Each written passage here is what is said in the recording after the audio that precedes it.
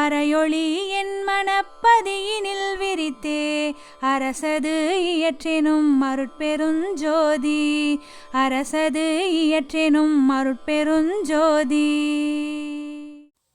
எப்பொழுதும் மாயைக்கு அடிமையாக இருப்பது மனம்.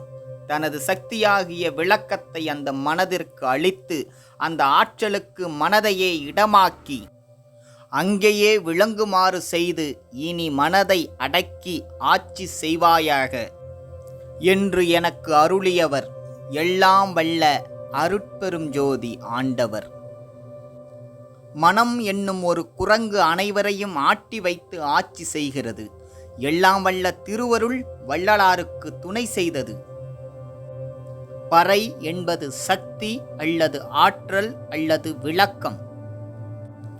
வள்ளலாரின் மனதிலே இறைவனின் ஆற்றல் பதிந்தது. அதனால் பெருமானார் மனதை அடக்கி ஆட்சி புரிந்தார்.